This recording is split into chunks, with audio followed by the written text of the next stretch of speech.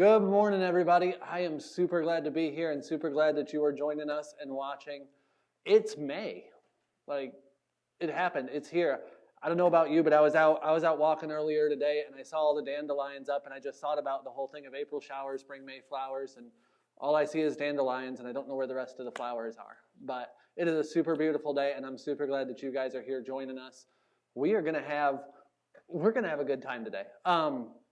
I've got a couple of things for us. Hopefully this goes a little bit shorter than normal, although you know how I am. Sometimes I start talking and you just can't make me stop, so we'll see what happens. But we are here. We are super glad to be here with you.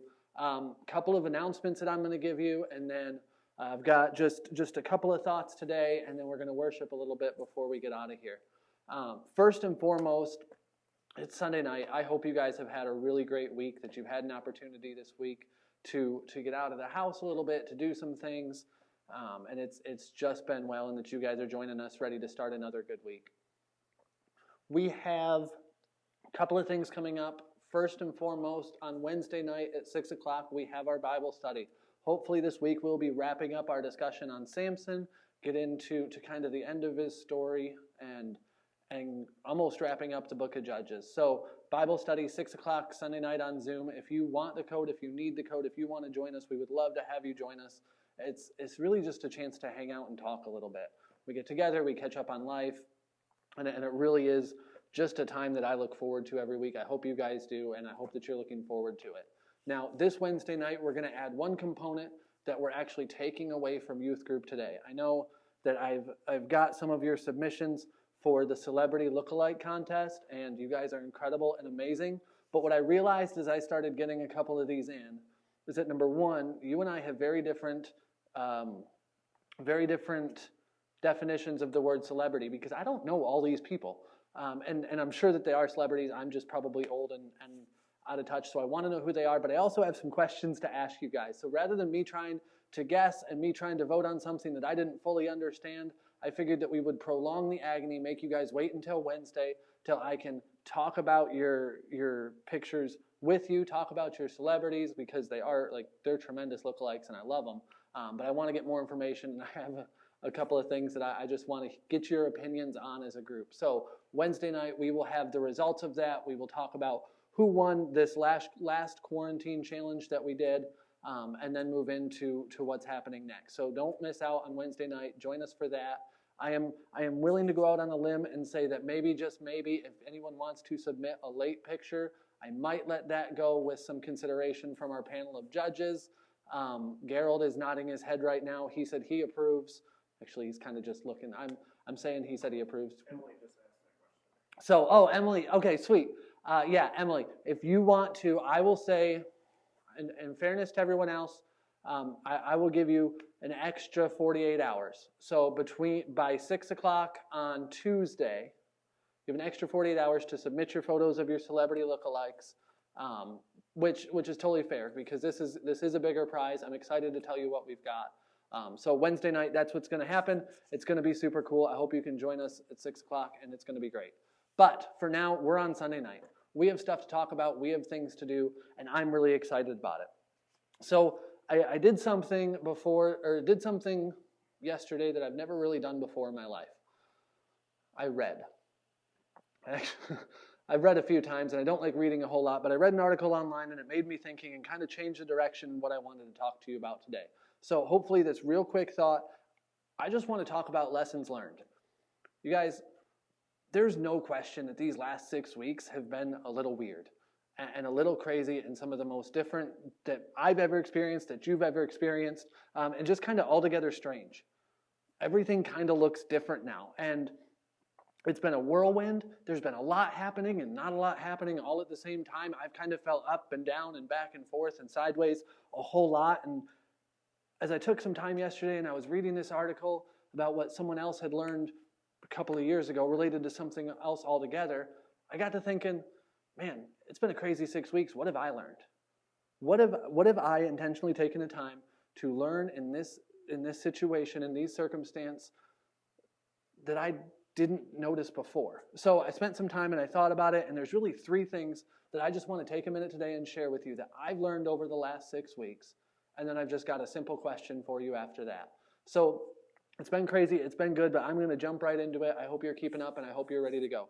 So first thing that I've learned over these past 6 weeks, through all the COVID-19, through learning the term social distancing and the quarantine and self-isolation and just everything that's changed, through all that, the first thing I've learned is that there is more to people than what meets the eye. People are complicated, and I know that it's not exactly a big revelation, but stay with me on it. I kind of have a unique opportunity, and where I've gotten to know a lot of different people from a lot of different areas and a lot of different places in their lives and a lot of different times, and just I get to experience life of a lot of people, and it's awesome. I get to talk to students like you, and I get to see what's going on in your world from a different perspective than other people do, and it's a really cool chance to see people from different seasons of life and different backgrounds and how that all works and learn about them.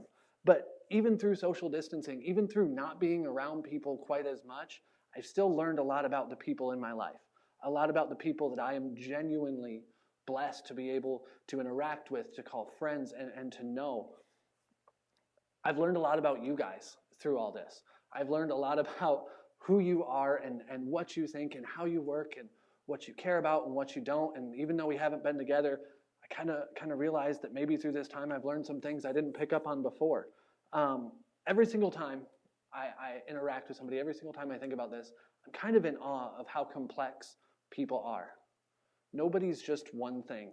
You guys, I'm gonna admit a little bit, I'd kind of gotten to the point where I'd put some of you guys into categories, kind of said who you are, kind of thought I knew you, and you've surprised me. The more time I spend with people, the more time I spend watching people, the more I realize that there's more to people than what first meets the eye. Everyone has been dealing with this situation differently, and not right or wrong and any of that, and I don't even want to get into any thoughts on that because there's no right way to handle this. Everyone's been dealing with it differently, and it just makes me think, with focusing on different aspects and seeing different opportunities and taking different mindsets to it, maybe we need to take the opportunity and try to see people for more than just what's on the surface. Maybe it's an opportunity for me to look at you guys, to look at the students, to look at the people in this community, to look at my family and my friends and say, there is more to you than I often give you credit for. And to learn and to celebrate those differences a little bit deeper than I have in the past. You know, I've noticed for a lot of you guys, you have a genuine longing to get to know Christ and to build your relationship with Him. But I've also noticed that you go about that very differently than each other.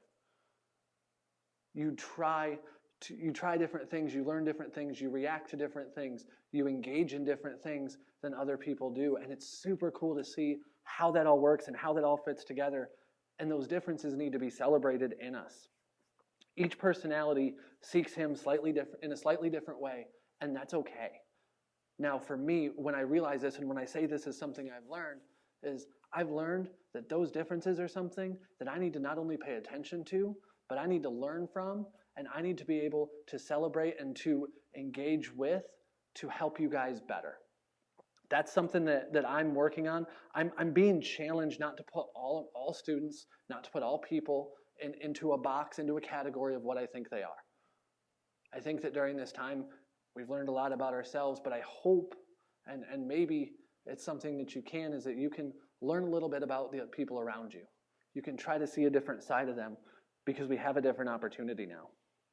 People are complex. You are complex. And that's something that should be valued and celebrated. And that's one thing I'm trying to learn. The second thing that I've learned during this time is being a servant's hard. Guys, we've been called to serve. We've been called to be servants of Jesus. And that's a really hard thing. And again, I know I'm not necessarily blowing your mind with these deep in thought revelations. But being a servant is hard. It's difficult. Anyone can show up and serve at any given time. But that's not what makes you a servant. Truly laying down my life for my neighbor, truly putting others before myself, is a hard thing to do. How I serve looks different today than it did 6 weeks ago. The opportunities that I have to be a servant have changed and have adapted in certain situations in certain ways. Some have grown, some have diminished, some have shifted completely, but it looks different. But it doesn't mean that there are less opportunities to serve. It doesn't mean that there's less of a need for me to be a servant. It's just a difficult thing to do. A lot of times, serving calls us to give up our time, to give up our space, to give up our material things. And the big one is it can call us to give up our pride. It's hard to be a servant and to put others in front of yourself. To truly put students and families first takes a lot. It's hard, but it's absolutely worth it. I'm gonna try to read this because I don't want to get it wrong. Being a servant that puts students and families in front of myself attacks my comfort. I like being comfortable. I think maybe we all like being comfortable. But being a servant attacks your comfort, and I think that's okay. Comfort can be dangerous. And so right now, today, in this time, what I'm trying to learn, and I say this is lessons learned, and maybe this should be lessons that I'm still learning. Maybe this is things that I'm hoping to grow in. Is that maybe it's time to get a little more uncomfortable when presented with ways to serve moving forward during this time and in the future. Maybe it's okay to recognize that being a servant is hard, but being uncomfortable is okay. And that great things can come out of that if we'll take on the differences, if we'll take on the changes and opportunity and use them well with the right attitude and the right mindset. Being a servant means that not everyone's going to notice what you do. It's okay because your attitude has to be checked at the door. Being a servant is not about the recognition, which is also hard. It's hard to set back and to truly put someone in front of you. And there's opportunities to do that right now. I've been confronted with this truth before, but right now, something about it seems harder. Something about it has come to my mind to say, you know what, it's hard, but it's worth it. It's hard, but it's necessary. And when it's hard and when it's uncomfortable, it means that it needs to be done all the more.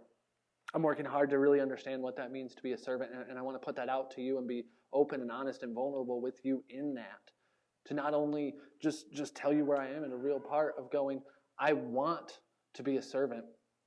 I want to have that all the time. I'm striving for it, and I hope that genuinely you'll consider the opportunities that you have to serve the people in your life. That you have to be a servant, to step out of your comfort zone. Because even though social distancing is a thing, and even though our activities look different, those opportunities are still very real right now. The last thing I learned is going to surprise you, and I know a lot of you aren't going to necessarily believe me, but trust me, I'm not in control. I know, it's crazy. I don't know everything. I can't control everything. I'm not in charge of what's happening all the time. This spring has been a time of letting go. For a lot of people, in a lot of ways, I'm speaking for myself personally here, letting go of plans, letting go of thoughts, letting go of ideas, letting go of activities, letting go of expectations, letting go of even understanding what's going to happen tomorrow, letting go of a schedule or a routine. We've had to let things go. Letting go of the control that I thought I had on what happens around me has been difficult. Now, don't get me wrong, I never thought I controlled everything. But I did think to some point, and I think that I've realized as I look back now, I'm not in control of anything at any point in time. I would love to say that I'm one of those go-with-the-flow people that's really easy to just adapt and move on and move forward. And I would love to say that, but that'd be super untrue, so I probably can't say those words to you today. I would love to say that I've easily adjusted to the changing dynamics, and I've just accepted the way that things are moving forward, and that I'm okay with it, and that I'm happy with it, and I'm able to work in it comfortably. And that's not where I'm at either. This realization that I'm not in control has been a difficult one for me, but it's an important one that I think we need to really take time to understand. God has proven to me before, and He is proving to me now, that it's His job to work on the hearts of people, not mine. It's His timing that things will be done in, not mine.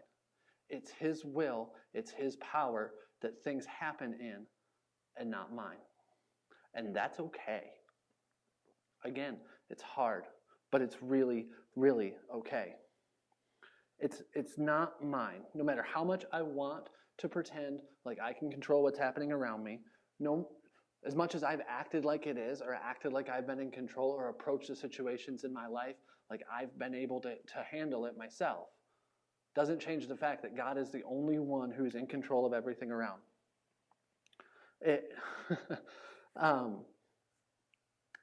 Even when things go awry, even when things go crazy, and I think right now we can agree things have gone awry. Things have changed. Things have gone a little bit nuts and are flipped a little bit upside down. Even in that time, God is in control. His plans are still being done. His timing is still at work. His will is still in control. God is still in control of all this stuff that we don't understand. I think of all that I've learned, this is maybe the one that I needed to learn the most, and that I need to really realize and take the time to understand that even during the time when things are as different as they've been, when things are as crazy as they've seemed, God is in control, and that's okay. I don't have to control, I just have to let him.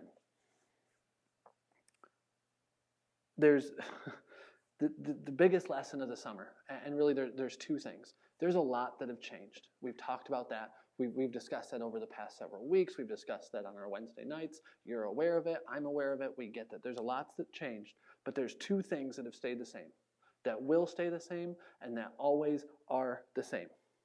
First, the people around us haven't changed. You have people in your life who are still very much the people in your life. You have your family, you have your friends, you have your acquaintances and everyone around you. You still have people in your life who love you, who care about you, who need you, and who have a need for you. There are people in our life who need us. There are people in our life who we need. That hasn't changed. No matter how much we're around them or how much time we spend with them or what it looks like or the way that we interact with them. That need is the same. The second thing that stays the same is God. God is still there. His word is still truth. It is forever unchanged. His will is unchanged. His purpose and his plan for you in creating you to be who you are is not changed. God's will, God's plan is still very much intact. His calling for your life is not changed. We are still called to love God and love people. The way we go about that now is different. I'm not in control of that, but I don't have to be. I can love God and I can love people well. I can bring him glory and honor in everything I do, even though what I do right now is different. I know this seems weird, and maybe you're going, why are you going with this? Or why are you telling me this? I just wanted to take tonight, this time that we have, and just tell you some of my thoughts. I know a lot of times I try to teach you, or I try to open the Bible, or I try to tell you something I already know. Tonight, I just want to tell you where I'm at.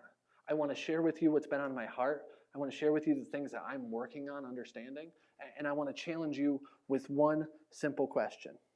There's been a lot that's happening in your life. There's been a lot of big, unprecedented, unpredictable things. But what are you learning? During this time, what are you learning? I told you a little bit about what I've been learning, and I want to hear from you what you've been learning. We're going to talk about this over the next couple weeks. I mean, honestly, we're going to talk about this time over the next several years of our life and what we've learned and what we've done. This is going to be a thing that this COVID-19 and this pandemic and the quarantine and the self-isolation and all that stuff that we're doing, all those words are going to continue to be relevant, are going to continue to be things. But when we look back on this time, I want you to be able to say, I learned through that what God had in store for me. I learned ways that I can fulfill his calling on my life, that I can live for him better, that I can grow closer to him. I don't want this time to be a wasted time or a time that brings everything negative. I genuinely hope it's a time that we can learn from, both for now and for the future when we're going to need it.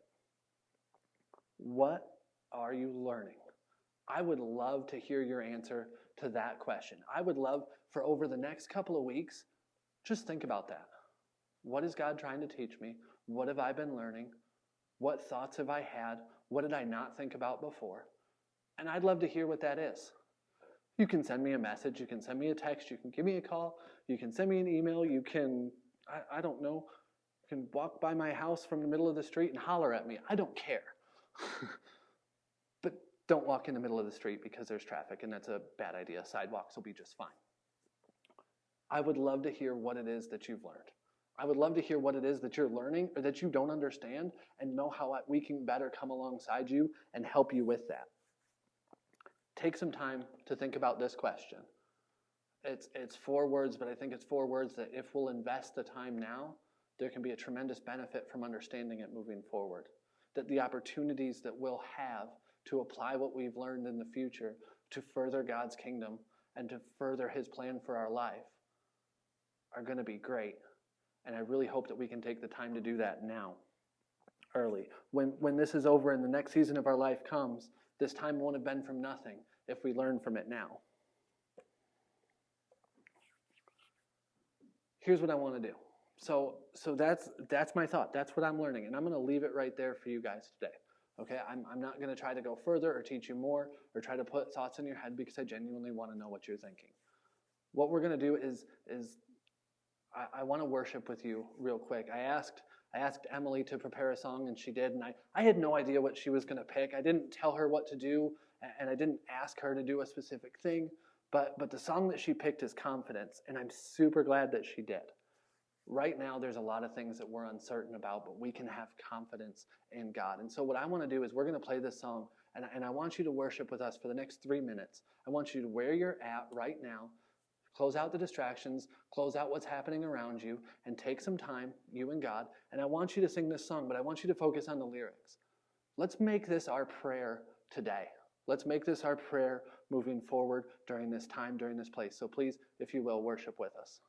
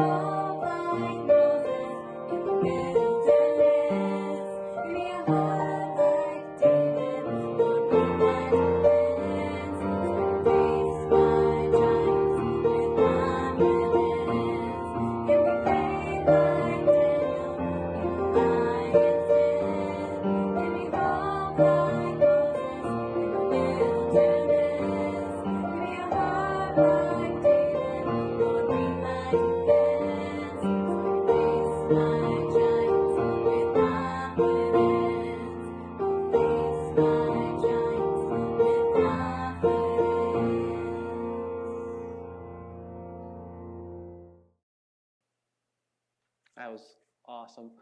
Before I go any further, Emily, thank you for taking the time to do that, to share with us, and for giving us that opportunity. Guys, this is what we're going to be doing moving forward. So today is going to be our last Catalyst Live youth group on Sunday nights for a few weeks anyway. My hope is that going forward, we can do just that we can face our giants with confidence. Confidence that even though things are changing, God hasn't. Confidence that we have people around us who love us and who care about us and who are here to help us succeed during this time. There's a lot of giants and it's easy to get caught up in them, but we can be confident in God. We're going to take a couple of weeks. Next week is Mother's Day, just in case you needed the reminder.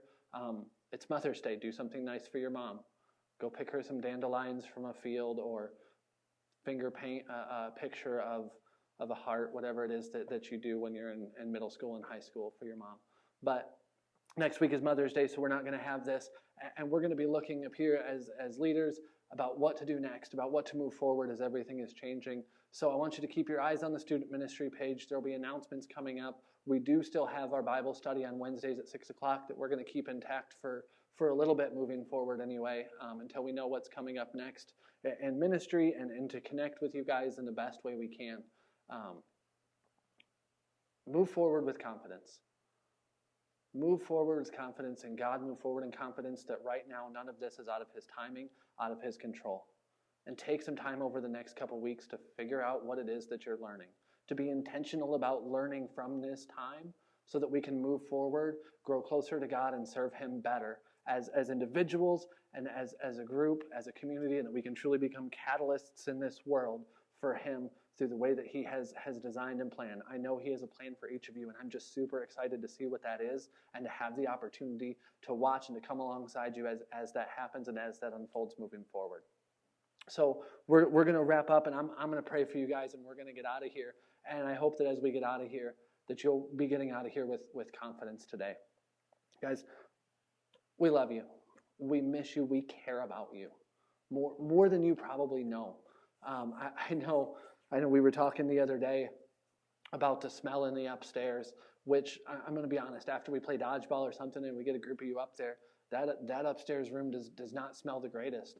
But I walked up there earlier this week and I kind of thought, man, this room's starting to smell good. We better get some kids in here soon. And I hope that can happen, and we'll get there as soon as we can. But in the meantime, we have an opportunity to still serve well, to still love well the community around us, to grow closer to God. And we're going to be intentional about doing that with every opportunity that we have. So let us know what that is. Let us know what you need. Don't be afraid to reach out to say, hey, I have a question, to say, this is what I'm learning. This is what I need prayer for, and this is what I need help with. Even this is what's good happened in my life. We want to celebrate that with you as well. We're still here. If it's between Wednesdays and Sundays, whatever that is, send a text, send a message, give a phone call. We'd love to hear from you. I'm saying we because I'm going to speak for Jamie and for Gerald and for Amanda and for the leaders that we have. Just, we care about you. I'm going to throw RJ and Tracy and Shelly, and I could keep going. We care about you. We want to hear from you. We are praying for you. And I truly hope that this has been good, that this time is something that we can learn from and that we can celebrate. Pray with me. God, I thank you for this day. I thank you for this beautiful day that you've created, that you've blessed us with. This is a day that is a gift, and I pray that that's been our mindset and that is our mindset moving forward. That even though we're missing out on things that we had expected or that we had thought about, that we celebrate the gifts that you've given us, the opportunities that you've placed in front of us. God, we thank you for the truth that no matter what changes, you don't. That you are constant, that your word is truth now and forever. We thank you for the hope and the confidence that we can place in you, even when everything else around us seems to be going awry and seems to be strange and different than what we know. God, I just want to pray for these students. I want to pray for anyone listening and anyone who's going to watch this, and just give them peace and comfort. I pray that during these upcoming weeks, it would be a time that you would be very present, that you would speak into our lives and you would let us see how it is that you're calling us to serve differently. You'd let us see how your hand and your timing is in all of this and be confident in that. God, I pray that as we move forward from this place, that you would allow us to see the ways in which you're working well. We thank you for your glory. We thank you for your power. And we thank you for loving us so much that you sent us a Savior so that no matter what happens here, we have confidence and hope, knowing that we have Jesus and that we can be with you. God, I pray for these students. I pray for our time. I pray for our safety and health moving forward. It's in Jesus' name we pray. Amen. Guys, we love you. We care about you. We miss you.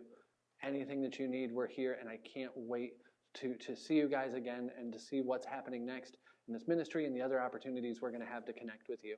So I hope to see you on Wednesday at 6 o'clock. For everyone else here, toodles.